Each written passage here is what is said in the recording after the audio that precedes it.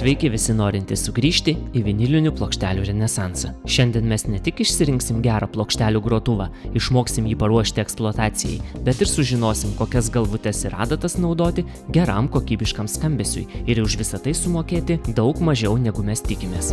O dabar išsiaiškinkim, kokios modifikacijos sąlyginai nebrangus grotuvas reikalingas nepriekaištingam plokštelių klausymuisi. Renkantis grotuvą būtina žinoti, kad tik bekontaktis jo variklis, kuris vadinamas Direct Drive, ir sunkus aliuminio diskas plokštelę suks tolygiai, o ir integruotas stroboskopas padės tiksliai sureguliuoti sukimosi greitį. Nerekomenduoju rinktis grotuvo, kurio diskas sukamas diržinė pavara. Jį leistina naudoti tik high-endinėje technikoje, o tai jau remiasi į triženklę sumą. Kadangi iki audiofilinių reikalų mums dar reikia užauginti pinigines, grįžtame prie mums labiau priimtino biudžetinio varianto. O tas variantas būtent sena audio aparatūra, kuri visiškai atitinka hi-fi reikalavimus.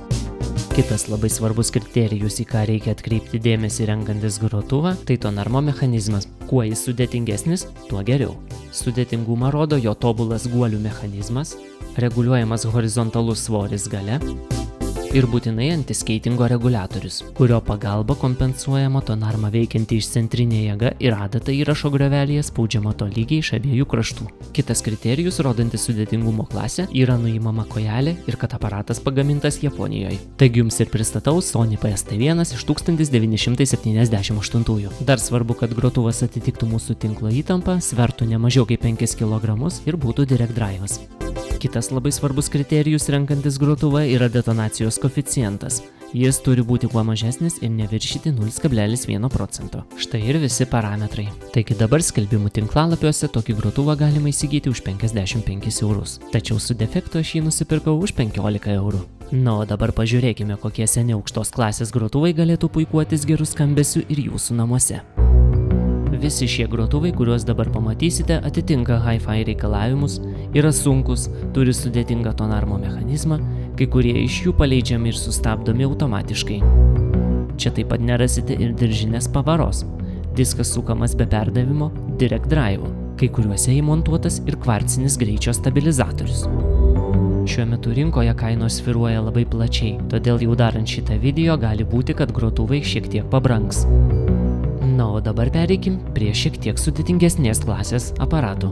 Sharp Optonika – lyderis tarp visiškai automatizuotų aukštos sudėtingumo grupės grotuvų. Tačiau neskubėkim, mes turim ir mums labai gerai iki skausmo pažįstamą alternatyvą – nulinės klasės Estonija.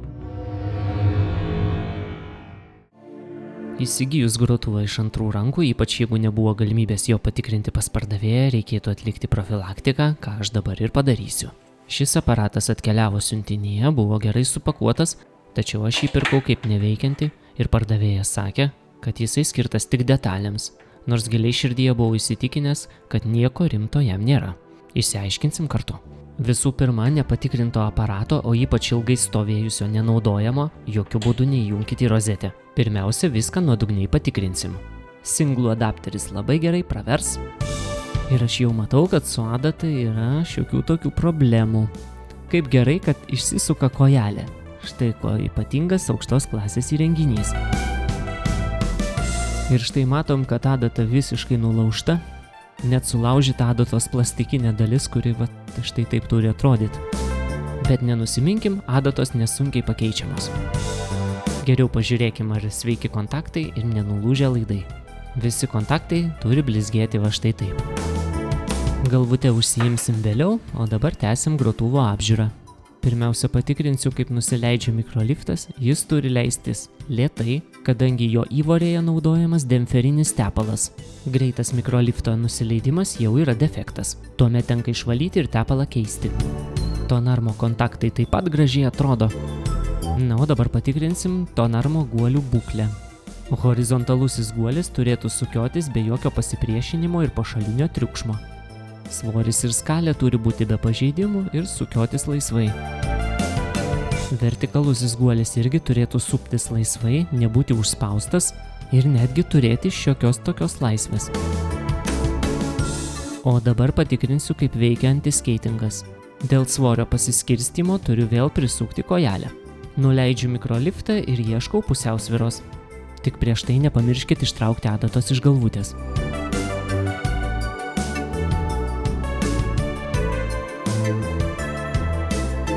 Čia mes matom, kad tonarma sustojo ir nebegrįžta, o dėl to, kad ne iki galo suveikęs autostopas. Ir štai sukant antiskeitingo reguliatorių, tonarmas laisvai grįžta į pradžią. Toliau pamačiau, kad tonarmo fiksatorius buvo sulaužytas ir man teko jį pasigaminti 3D spausdintuvu. Dabar jis visiškai atitinka originalą.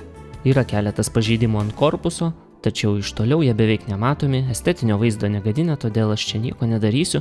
Aparatūrai valyti galima naudoti drėgną mikrofibro šluostę, įlašinus vieną lašą indų ploviklio rankoms. Ar jau laikas jungti? Tikrai ne. Dabar patikrinsim, ar mechaniškai sukiojasi potenciometrai, jungiasi jungikliai, ar jie nesulaužyti.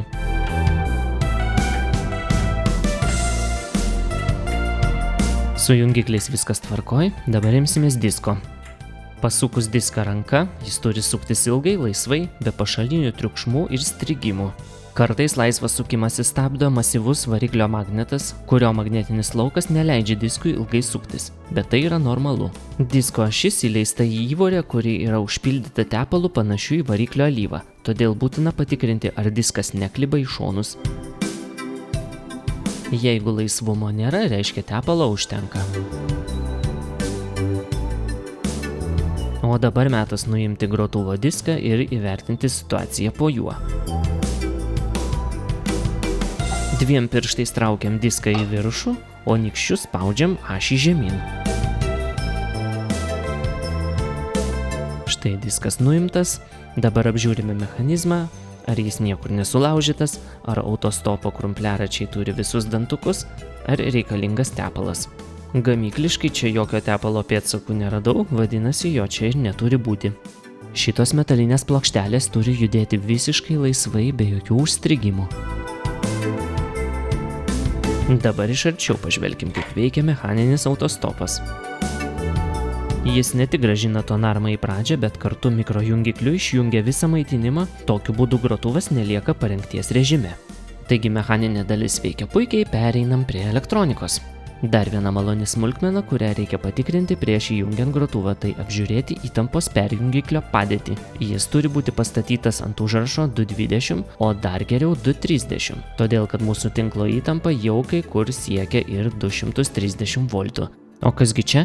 Elektromagnetinė galvutė disko sukimosi impulsams fiksuoti.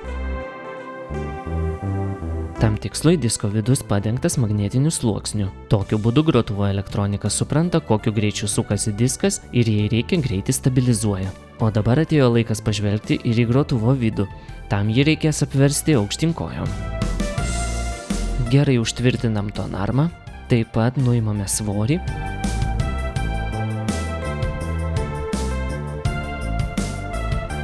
Surandame tuščią dėžę, kuri atitiktų grotuvo išmatavimus. Ir jį apverčiam. Apvertus dar būtinai patikrinkim, ar grotuvas nejuda, ar nieko neprispaudėme, tą, ką galima sulaužyti. Dabar imamės dangčio. Stop! Ar nieko nepamiršom? Dėmesio! Prieš atliekant bet kokius aparatūros remonto ar profilaktikos darbus ištraukite prietaiso šakutę iš elektros lizdo. Neturėdami elementarių radioelektronikos žinių, neardykite ir netaisykite jokių buitinių prietaisų. Šio video kūrybinė grupė neatsako už sužalojimus patirtus remonto metu. Aš tai taip, nepamirštam, kad darbo saugos taisyklės yra pirmoje vietoje.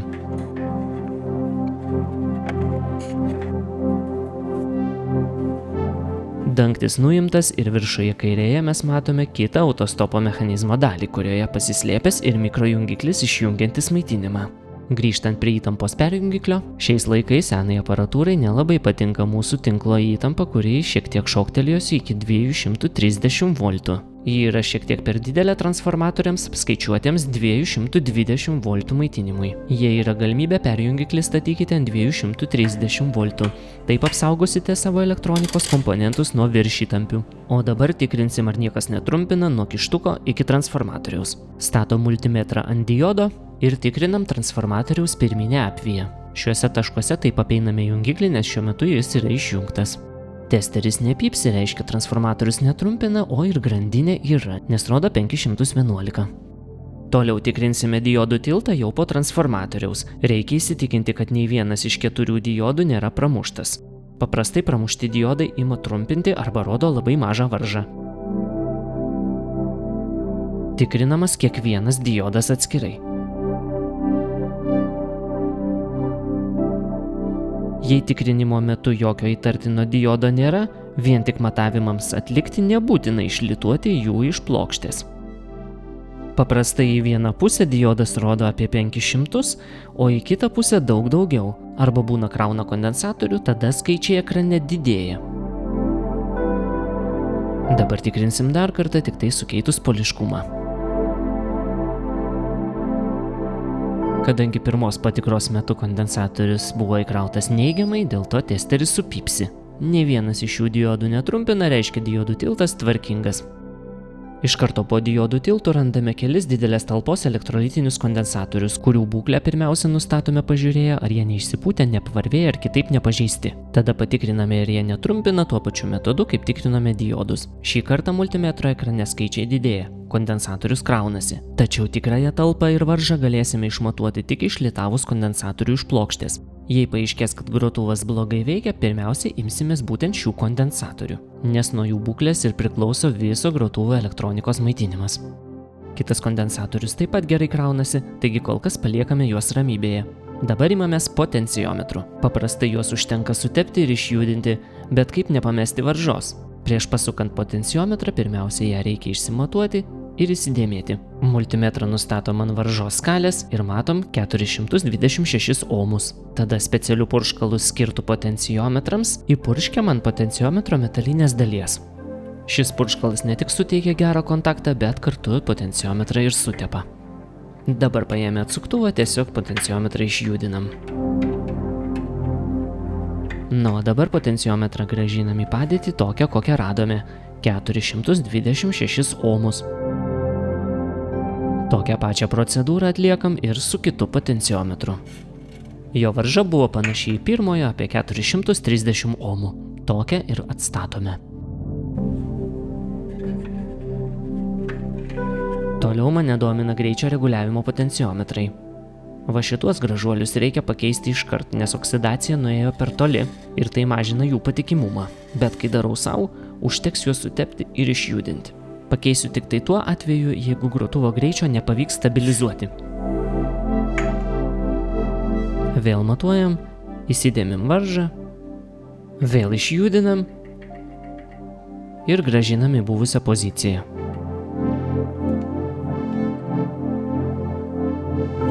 Patikrinsiu mechaniką, kurios jau nėra taip daug. Pažiūrėsim, ar niekur nesukietėjęs tepalas. Jei ne, tuomet paliekame taip, kaip radome.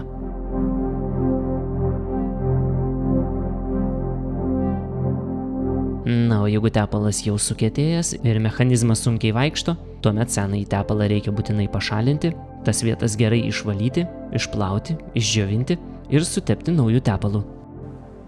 O dabar metas surinkti viską į vietas ir pagaliau patikrinti, kaip veikia mūsų aparatas. Dangtis uždarytas, apverčiam grotuvą atgal. Paprašom režisieriaus išjungti ženklą nekišti į rozetę. Ačiū, o dabar paskutinį kartą pamatuojam, ar netrumpina kištukas, ar laidas tvarkingas. Ir pirmajam jungimui po profilaktikos naudojam apsaugą. Tiesiog srovę į grotuvą paduosim per 40 W lemputę. Jei grotuvas sugalvos užtrumpinti, tuomet lemputė ims šviesti ir automato neišmuš. Atsuktuvų indikatorium pasižiūrim, ar nepramuštas transformatorius, ar neateina fazė į korpusą. Indikatoriaus lemputė nešviečia, reiškia srovės nuotėkio nėra. Metas uždėti diską ir paleisti grotuvo variklį.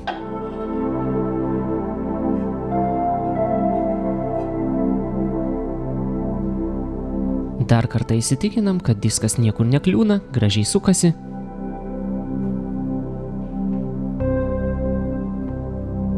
Užtenka pakelti tonarmą ranką ir mikrojungiklis įjungia maitinimą. Ir lemputė nešviečia, tinklo apkrovos nėra. O dabar vis tik atskleisiu, kokią problemą įvardino šio grotuvo pardavėjas. Buvo nestabilus greitis, o greičio reguliatoriumi neįmanoma buvo stabilizuoti disko sukimosi greičio. Taigi, kaip matėt, problemą išsprendėm sutepdami potenciometrus. Štai kam reikalingas magnetinis greičio stabilizatorius. Mane stebina dar ir tai, kad diskas išlietas beveik idealiai. Na, o dabar leiskim jam pačiam save sustabdyti. Štai kaip atliekama biudžetinė, daug įrankių ir įgūdžių nereikalaujanti seno grotuvo profilaktika. Šiek tiek elektronikos žinių ir kiekvienas iš jūsų galėtų tokį grotuvą taisyti namuose. O kuo skiriasi senas grotuvas nuo naujo, sužinosite šio video antros dalies pabaigoje. Jeigu jau tikrinu, tai patikrinsiu iki galo, taip pat ar guma išlieta tiksliai, nes kiekvienas disko netolygumas verčia plokštelę banguoti, o tai sukelia detonaciją, patį didžiausią garso parazitą. Štai tiek informacijos apie šį plokštelių grotuvą. O dabar imsimės galvutės. Bet apie tai antroje dalyje. Taigi su jumis dar neatsisveikinu. Iki kito video.